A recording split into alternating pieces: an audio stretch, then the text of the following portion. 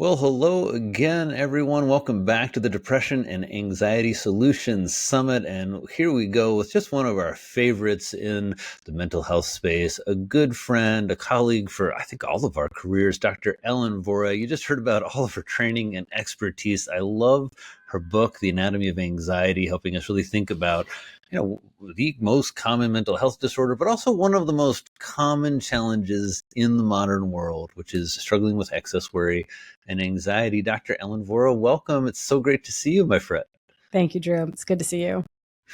Let's get right into it. Ellen, what is going on with anxiety today? Why are we in the midst of an anxiety epidemic? Is it as bad as I'm worried it is? Because I feel, boy, it's really, there's just so much to worry about. As psychiatrists, the anxiety epidemic is making us anxious. Yep. So I think it is as bad. I do think it's bad and it's getting worse. And I think that there's two main contributing factors. And one is the one we're thinking about that we are intuitively connecting to, which is that things are heavy in the world. And a lot of us are viscerally connected to that suffering around the world, which is not something to pathologize. That's not what's wrong with us. I think in many ways, when we really feel the suffering in the world, that's evidence of an open heart.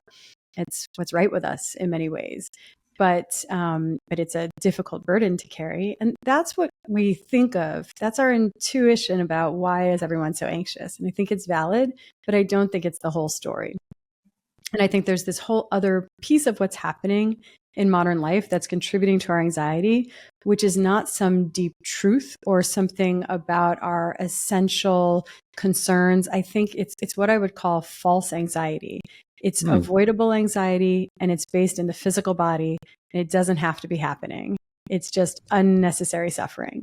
Well, that sounds like a wonderful problem. I think everybody listening, we like hearing that. So let's get rid of this unnecessary anxiety. Well, what is false anxiety? So an example would be something is happening in our physiology. Maybe we're in a blood sugar crash. Maybe we stayed up all night doom scrolling and we didn't get enough sleep. Maybe we had an extra cold brew coffee, or we're hungover and our body is tipped into a stress response. And then we subjectively experience that stress response as states like anxiety or even panic or feeling easily overwhelmed. And our mind, the consummate meaning maker that it is, if you give our mind a picture of two dots and a line, our brain says, I know what that is. That's a face. And if you give our brain a blood sugar crash induced stress response that feels identical to anxiety, our mind says, I know what that is. I'm anxious about this thing happening at work, this interpersonal dynamic from the 7th grade that still irks me to this day. So our brain tells us a story to make sense of what is first and foremost a physical sensation. It's a retrofitted justification. Point is, what we really want to do is identify what is putting us in these false stress responses and address it, eliminate all of that unnecessary suffering. How do we go about doing that? And particularly for everybody listening, I'm really wanting you to listen to Dr. Vora around some of the things that we can do in really, the coming days, weeks, and months. This summit is really about us thinking about solutions. And so when you meet someone like, just someone like me, I've got a little excess anxiety. And how do I kind of, as a person, sort through what's false, what's true? How do I start, especially getting rid of some of the, I call it like low-hanging fruit of false anxiety? Yeah, I think that there is an algorithm to this, and we all carry a burden of true anxiety, but I actually don't even want to start digging into that until we've already addressed the false anxiety, because it kind of muddies the waters and it can make it really difficult to discern what is our truth. We want to address that low-hanging fruit first, because when our physiology is pinballing around and we're in and out of false anxiety, it's easy to misinterpret it as some deep essential truth. And so when I'm working with a patient or in my book, I have what I call an avoidable anxiety inventory. And it's basically a list. And you kind of go through it and think to yourself, well, that actually does remind myself of me, or that's resonant. Whether it's that you know that you're someone who gets hangry, or you get angry when you're hungry. You might also be experiencing anxiety, which is anxiety when our blood sugar swings. And we come by that honestly in the modern world because our diet is built on a foundation of coffee drinks that are secretly milkshakes and rosé all day. So we're on a blood sugar roller coaster. And then there's sometimes things that we wouldn't ordinarily think about. Like when I have patients who I can tell are mouth breathing, then they're breathing through their mouths while they sleep at night, which means that their brain is not getting sufficiently oxygenated while they're sleeping. The sleep is not as restorative or restful. They're less clear during the day. That's a contributor to false moods. One that comes up a lot in my practice is that for any patients who, let's say someone takes their antidepressant first thing in the morning upon waking up, sometimes those folks wake up already in a panic. Their thoughts are racing. They're already feeling that cloud of doom and gloom. And I've come to observe that that's often interdose withdrawal. That is somebody in a state where their physiology is anticipating its dose of medication. They're at their pharmacologic nadir, or lowest point of that medicine in their bloodstream. And let's just, And for they're everybody listening, that a lot of the medications, have a half-life of about, let's say, 22, 30 hours. And so after you haven't had a dose, the blood level starts to drop a little bit. right, exactly. And it varies person to person. We're all slightly different in terms of how we metabolize these medications. And so if you are waking up in a panic and you're due for your dose, it's not like we're looking to solve that. We're not going to say, now you're going to set an alarm for 4:30 a.m. and take your medication. It's more that it can be powerful to recognize that you're seeing the world through that lens. So you're just going to take your medication. We're not going to change anything. But the difference between getting swept away on that magic carpet ride of, oh God, everything is terrible, it's going to be a bad day, versus, oh, I'm in interdose withdrawal right now. It's a false mood. It's clouding my outlook. And I'm going to take my medication. My mood is going to simmer back down within an hour or two. And it just can take us away from that feeling of panic. I can tell you're in New York City right now. You've got the Covering the microphone, symphony of everybody. It's sirens. like, there's some, I think it's appropriate to have the alarms going off because it sort of tells you something. There's a way that New York is full of noise and alarms and danger, but people wander through the streets, head in the cell phone, completely ignoring it. We're And acclimated. yeah, well, you acclimate, and I think it's in some ways a bit, a model of one of the techniques that, which is really around kind of enduring or having some tolerance of anxiety and noise and all the parts of the modern world, but also how we have to be careful because we can really become unaware of, the effect of it. I don't usually live in New York, and so I was on a corner when one of these ambulances went by. And afterwards, I felt the power of how dissociated I've been. I had both my hands in my ears. I was on the corner. I had my head tucked down, and I was in a freeze response. I was just waiting for it to go by. And I was fine afterwards, but it kind of completely took me out of where we were. I don't know where it kind of went off into, some dissociated spot just for a couple, like 5 seconds, but it's the kind of thing that you experience every day here. And over time that certainly feels like it's taking a toll. Let's get into, a lot of people watching have been struggling with some symptoms and have had some of the basics checked already for sure. Folks who've looked at their B12 level, for example, I would say that's one of those. Hey, if your B12 is low, I had a patient with panic disorder come in. Everything's great. We don't know. It seems probably caused by some steroid. Also happened her B12 was a little low. Is that all of it?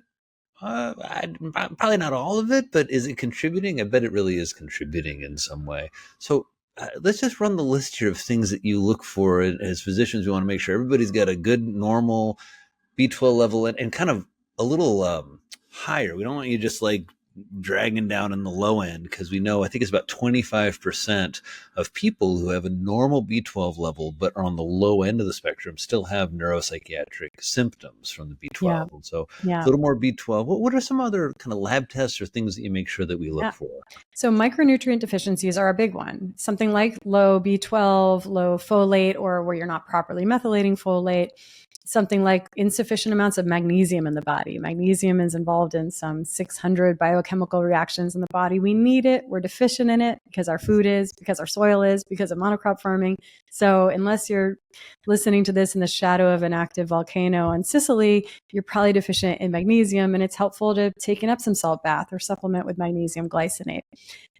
diet is big, and we're in a complicated tribal conversation always about diet. And I think it sometimes distracts us from the fundamentals of eating real food, generally when possible, avoiding fake food, which is ultra processed food, and then focusing on nutrient density and eating a diverse array of different types of foods, different colors of the rainbow. That's a big category. Inflammation and gut health is an enormous category of contributors to false anxiety. This has to do with the fact that when our gut is unwell, whether that's dysbiosis or an imbalance in the gut flora, or maybe we're experiencing intestinal permeability, which is leaky gut, then that's going to leak things into the bloodstream that are very provocative to our immune system. And it can throw us into a state of systemic inflammation. And then our brain perceives that. Oops. Are we okay? Your screen just froze, but I think we're okay. Notice that. Are we back? I'm still frozen, huh? I'm slowly. Can't access Riverside's having trouble. Interesting. You want to bank this 10 minutes and rejoin and see if it Sure. Is it catching up? Oh. Am I back? No, it's very slow. Now you're back. It seems like you're back. Okay, I'm back, but like a little slow, right? Yeah, a little slow. You want me to close and rejoin? It seems like it's back together now. Back? It's like okay. Maybe you're yeah. Let's try like again. Something recycled. I was just dropping the knowledge too fast and couldn't keep up. No, internet had to catch up with us. I'm going to mark that clip there just so people know. Right. Okay. Our brain experiences that inflammation. Inflammation, it's inflammatory cytokines circulating in our bloodstream.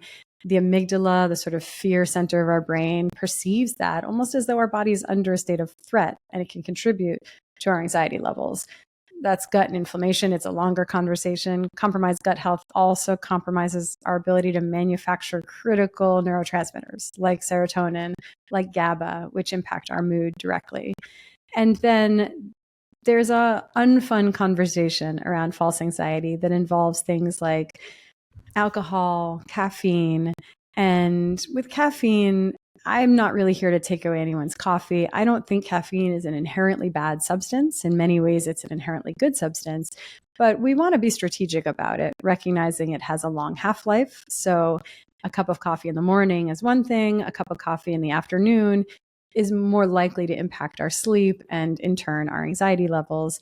And then alcohol, by contrast, is an inherently bad substance, which is not to say we all need to forego it altogether necessarily, but we just deserve to have informed consent around alcohol. And I think part of why we like it is that it rushes our brain with GABA, this neurotransmitter that makes us feel calm, like everything's going to be okay.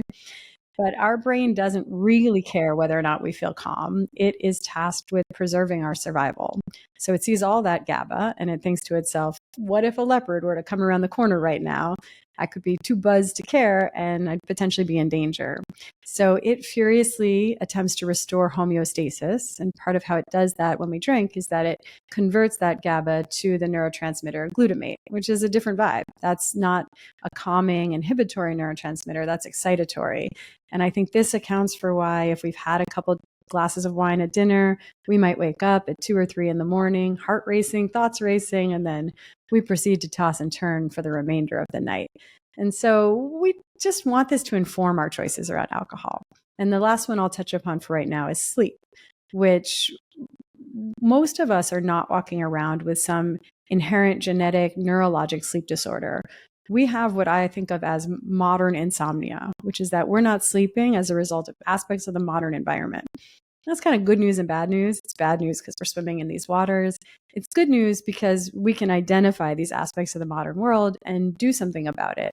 And more than anything else, I focus on light with my patients. I want to make sure that they are getting the correct light cues, because that's what programs our internal clock, the suprachiasmatic nucleus. It's not that it's connected to a cell phone tower and that's how it knows what time of day it is. It's connected to our eyeballs. And the way it has to know whether we should feel awake or sleepy is based on the light coming in through our eyes. That system was foolproof on the proverbial savannah of human evolution. You couldn't get it wrong. These days, it's hard to get it right.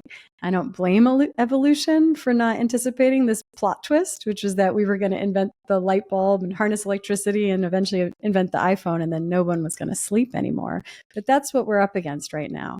So something as simple as a circadian walk early in the morning, where you're just somehow getting sunshine into your eyeballs as early in Circadian the means day. like wake up, and do you just like first thing in the morning, just like pop outside for a little bit? If that's possible, the way I make it work in my life is I drop my daughter at school, I walk back home, I find whatever patch of cement in New York City has managed to get some rays of sunshine poking through, and I take off my glasses that have the blue blocking filter on them, because this can't be through sunglasses or a windshield or a window. It has to be the real thing.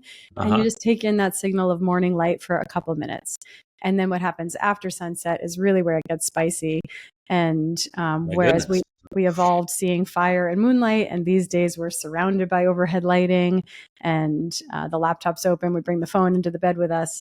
So the solution is simple. We actually just have to move off the grid and homestead, raise chickens, make our own sauerkraut, throw That's our what I phones did, Ella. That's deep into the exactly what I ocean. did. You're just here A to plus. support my choices. Thank And you. here I am living in New York City. But if we're not ready to do what Drew did, then we need a harm reduction strategy. And I think the best we've got are the blue blocking glasses, something that's going to block out blue spectrum light so that we can still go about our modern lives, but we are not having blue light suppressing our melatonin, so we can still get sleepy at night. The I'll idea pause is that there. like my screen, my laptop, my phone, I'm getting blue light at night, so my brain is getting the signal that the sun is up, Exactly. and then I'm not making melatonin, and so the sort of the spiciness at night, I think, is around. There's all that stimulation, and we really need to. Do we dim the lights in our house? Do you put your devices in a box? Like, how do you deal with this on a kind of personal level and for your patients? Yeah, and so that's exactly right. We always hear this buzzword blue spectrum light, and why does that matter? But if you picture the daytime sky, it's blue. And here's our sweet little brains thinking, it's 10 p.m. I'm so tired. It feels like it's been a long day. But then we hold our phone screen up to our face and it thinks, well, I can't argue with that. That's clearly the daytime sky. The sun has risen. And so it suppresses our melatonin and we don't get sleepy at the appropriate time. And so what I do is I dim the lights in my home. At sunset, I put on a pair of blue blocking glasses that look kind of normal. I wear Mm-hmm. those for a few hours. And then as it gets closer to bedtime, I put on these puppies. And that's how I protect my brain's ability to secrete melatonin at night. Even better would be it's all candles and it's a Boys to Men video and it's, no artificial light. It's not realistic for most of us. So blue blocking glasses go a long way. Okay, that's I think the sleep hygiene piece is certainly something everyone knows about. But again, as you've heard from some of the guests in the summit, we're at a really a phenomenal moment in the history of mental health. We just have more tools. Nobody ever was thinking about blue blocking glasses. Nobody was ever thinking about the vibrations. I talked to David Rabin, right, and this idea that certain frequencies really kind of soothe our nervous system in a way, and it's just such a and he sort of mentioned, we're living in this time. There's more opportunity to work on your mental health and to heal than ever before, and that's what we're all here to do. Um, uh, Ellen, I want to, after going over some of the strategies and some ideas of false anxiety, I want to get into kind of true anxiety in the sense, how do you understand what that is in your model of thinking around anxiety? What when we've got we've gotten these things taken care of, we're eating while we're sleeping, we still are kind of panicky or anxious or Yeah. socially anxious. What are some of your solutions for us? Yeah. False anxiety is avoidable. True anxiety is purposeful. It's not something Mm, that we want to suppress. We're not going to decaf coffee our way out of true anxiety, nor would we want to try. It's something that we actually want to get better at listening to. And so this involves slowing down, getting still, having some practice of listening and being in dialogue with what is our body trying to tell us? What is source trying to tell us? Just having some spirit of listening and valuing the message baked into it. There's usually some call to action involved, and it can pertain to anything that's out of alignment. And that might be our personal lives, our personal choices or behaviors. It might be in our community. It might be in the world at large. And we can only really know for ourselves, what are we being asked to respond to? And I think that's where, you're talking about that freeze response on the corner in New York City. And I think sometimes we actually just need clearing practices. Like we need a way of shaking off everything that we carry, everything we accumulate. So shaking is a great practice. Crying is underrated and free, and it's medicine. And then I think practices for tapping in to what messages want to come through.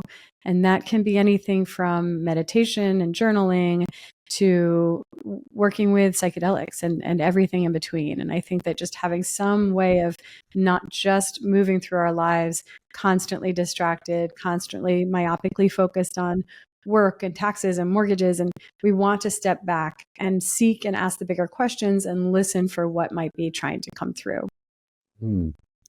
Are there ways in your daily life, being a super busy doctor and partner and mom, an author? I've got another book that you're working on. We were just talking, turning it in here in a few months. What are some daily rituals or weekly rituals that you make sure to get into your life to ensure that you don't get caught up in all of the busyness and the taxes and the anxiety?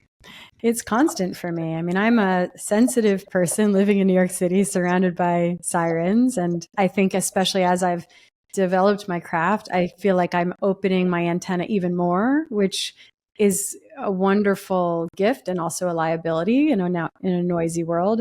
So I do shamanic shaking at the end of a day with patients. I burn various things and have rituals around that. I start the day with a couple of minutes of meditation that I've reframed for myself as my listening time. Hmm. Basically, instead of thinking I'm trying to clear my mind, or like explore some non-dual state, what I'm really focused on right now is listening and hearing what's coming through. And I think for me, actually, grief has been a really big factor.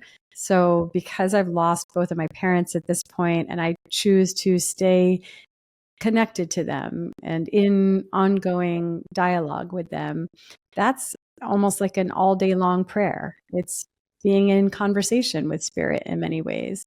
Psychedelics play a role for me, and that's work that I'm not doing every day. That's more of a once a quarter or sometimes once a month kind of work, where it's, if everything else are these micro consistent practices, that's more of a macro practice of shaking up the snow globe and seeing if the snow wants to fall a little bit differently. Mm. So many people have questions around that. People ranging from professionals who are curious and getting trained to people who want to get treatment. And it seems like it's a bit of the Wild West in terms of a lot of different modalities, a lot of different substances, some legal like ketamine, some not. How do you recommend people go about sorting out what's right for them in the psychedelic space? Yeah, everyone's different. And I think that ketamine is a really wonderful place to start because it's legal, because you can do it in this clinical supervised setting, and there's a lot to be said for that. Sometimes if someone has the resources and the willingness, traveling to a place in the world where substances like psilocybin or ayahuasca are legal can be a good place to go deeper in this work. It's, to me, a shame in many ways that we don't have this is such a complicated conversation because there are risks, of course. And I don't just say that as a sort of checking the box of medical legal considerations, but I don't think psychedelics are for every brain. I think some brains are already chaotic and you don't want to introduce new chaos to that system. And yet some people are stuck and entrenched in patterns around PTSD or depression or end of life angst. And that's where shaking things up can be so critical and so helpful. So I'm hopeful that we continue to do research and continue to push forward and find ways to make this accessible while being judicious and responsible with it.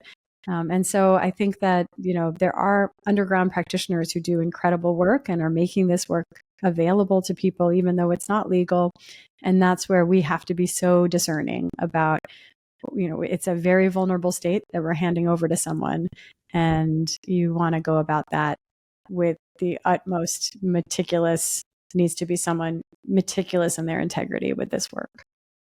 It's really great advice, and something important. I think a lot of the concerns or like harms are really not particularly well in some ways documented or thought about. I've seen a lot of uh, because it's based on self-report a lot. How do you feel? How are you feeling? What happened? And in the weeks and months after these compounds, there's a lot going on upstairs for people. And so the idea of really working with highly qualified practitioners, that's a little harder to find, people who, have morals, ethics, values, and that, oftentimes through a personal network or, starting above ground. But thank you for your thoughts on that and for letting us know that it's part of how you've evolved some of your practice, as I think a lot of people are thinking of and exploring right now. Maybe just to add one more caveat to it all, I think that we can be tempted to chase the big experience, but I find that one ceremony can be a lifetime of material to be processing. So the critical piece of this is actually integration. It's being in some kind of integration therapy where you're working with what came forward in a ceremony. Mm-hmm. Mm-hmm. It seems like good integration is kind of hard to find in the sense of a lot of the individuals I've evaluated or seen over the years when they report engagement with psychedelic medicine. There's sometimes a little prep and a little integration, but it's oftentimes a little challenging to find consistency or cohesion. Can you share a little bit of your experience of like what works great for integration? Yeah, I mean, I don't actually think it's hard to find. I think it's hard to commit to. And so it's usually not one and the same person that's facilitating the ceremony. There are different skills in certain ways. And so maybe you're working with one person who's facilitating the ceremony and somebody else who you're then meeting with on a weekly basis to unpack it. And there's groups like Fluence that are training therapists in ketamine associated therapy. And then there's also if you can find any open-minded therapist, whether they're familiar with these substances or not, you can come forth with the material and they can do their thing as therapists. And so I think that there's a lot of good ways to be supported through integration, but I think it's more on the person working with psychedelics. Like, we actually have to commit to that. And it's not a big, fun, sexy experience. It's the unsexy week after week unpacking and being held accountable to the insights that came through. And so I think it's out there, but we have to take advantage of it. That's a really great point. That is really quite available. It could even be with a non-psychedelic trained person in terms of an open-minded therapist trying to explore and, as you say, unpack an experience. But it really requires a commitment, and that if we go into these substances with the idea that we're going to have the big life transforming journey, meet our spirit creature, and like that's it, no more anxiety. I've met a couple spirit creatures. They do help with anxiety, but that isn't really doing tribute to the amount of work that often needs to be done to understand what's happened to our minds in the subsequent weeks and months. That is very helpful. Ellen, I'm wondering what you're excited about right now. We've talked about a lot of different tools. We've talked about false anxiety and true anxiety and some of the tools for understanding the differences between those. But I'm wondering what's exciting you about mental health right now in terms of what you're seeing, especially in regards to depression and anxiety. Yeah. So I'm thick in the writing process of my second book right now. It's called Season of the Witch. And what I'm excited or even obsessed with at the moment is I think that we might be culturally poised and ready to tiptoe back toward openness to this world being something vastly beyond our comprehension. And that was certainly something that I held at arm's length most of my life, certainly most of my training.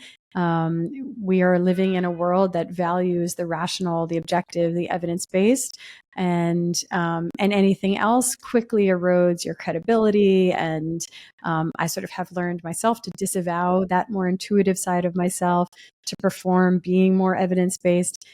And I'm at a point now where I have given myself permission to be fully witchy.